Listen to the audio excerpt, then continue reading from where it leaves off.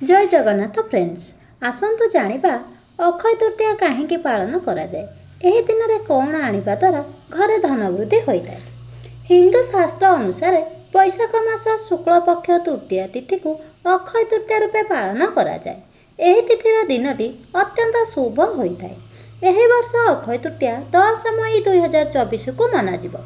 एही दिन दान धर्म को बहुत पुण्य बोली कहुए। एही दिन कौन सी मांगलिक कार्य करिबा बा अनुकूल करिबा श्रेष्ठ बोली कहुए। एही अक्षय तृतीया दिन सर्वदा सिद्धि जोगकारक बोली कहुए। एही दिन में प्रत्येक मुहूर्त में जेकोसी कार्य आरंभ बा अनुकूल कले यह बहुत शुभ फलदायक होता है। अक्षय अर्थात जार क्षय हुए ना बा सरे ना, जहाँ लाभदायक होता है। तृतीय अर्थात मासर तृतीय अटे, तेणु यार नाम अक्षय तृतीया बोली रखा।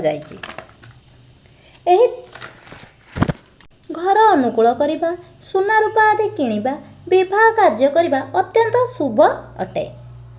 मान्यता अच्छी कि एही दिन श्री हरि विष्णुंकर षष्ठ अवतार भगवान परशुरामंकर जन्म होइतिला। एहा सहित शास्त्र रे उल्लेख अछि जे एही दिन माता गंगा धरित्री रे पदार्पण करथिले एवं सत्ययुग, त्रेतयुग एवं द्वापर युगर आरंभ एही दिन रे होइतिला। एही दिन भगवान विष्णुंकर पूजार्चना करिबा द्वारा नकारात्मक शक्ति क्षति करिपारे नाही एवं जीवन में सुख समृद्धि प्राप्त होइथाय। एही दिन बद्रीनाथଙ୍କ द्वार मध्य खोली थाए एवं वृंदावन बांक बिहारींकर पाद दर्शनर सुजोग गोटे दिन पई रखा जाई थाए। हिंदू शास्त्र रे यह वर्णित अछि कि एही दिन कौनसी कार्य करिथांतु ताहा अनेक फलदायक होइथाय। एही अक्षय तृतीया पर्व को ओडिशा रे मध्य अति आनंद उल्लास रे पालन करिथांती। एही दिन श्री जगन्नाथंकर रथकाठ अनुकूल मध्य होइथाय एवं कृषि भाई माने खेतरे पूजा पाठ करी भोग लगाई हाथ में शस्य मुठा धरी बुणी थांती, तेणु यार नाम अक्षी मुठी बोली रही अछि। एही दिन माता लक्ष्मी को प्रसन्न करिबा पई एवं जीवन में धनर उन्नति पई वैभव प्राप्ति पई किछि कार्य करा जाय, जहा को करिबा द्वारा माता लक्ष्मींकर कृपा पाइबा सहित धन प्राप्तिर सुजोग रही है, जहा द्वारा समस्त दुख कष्ट दूर होता है। एही अक्षय तृतीया दिन अक्षय पूर्ण करिबा पई गरीब लोकंकु अट्टा, गहम, खीरी, क्षीर दान कले बहुत पुण्य होता है। एहा द्वारा माता लक्ष्मींकर मध्य कृपा लाभ होता है। अक्षय तृतीया दिन जदि किछि जिनिस घर को आणुचंती तेबे माता लक्ष्मी अत्यंत प्रसन्न होइथांती। तेबे आसंतु जानिबा एही दिन केउ सब जिनिस घर को आणले माता लक्ष्मी खुशी होइथांती। नंबर 1, माता लक्ष्मींकर चरण पादुका। अक्षय तृतीया दिन सुना किंबा रूपार पादुका घर को आनिबार नियम रहिछि।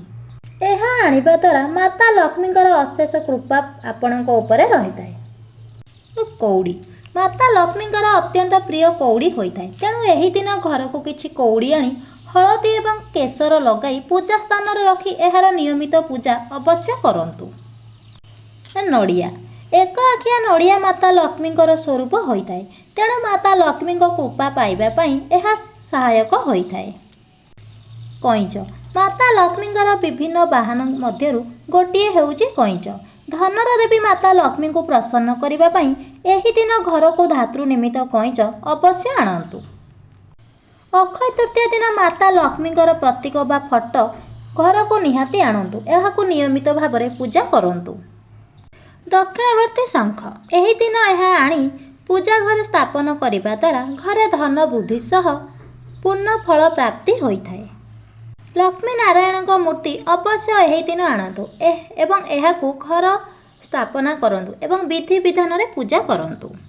तेबे अक्षय तृतीया दिन एही जिनिस मध्यरु जहाँ भी किछि आणंतु, देखिबे माता लक्ष्मींकर कृपा आपणक उपरे सर्वदा रहिबो एवं मातांक कृपा द्वारा कौनसी कार्य रे बाधा विघ्न रहिबो।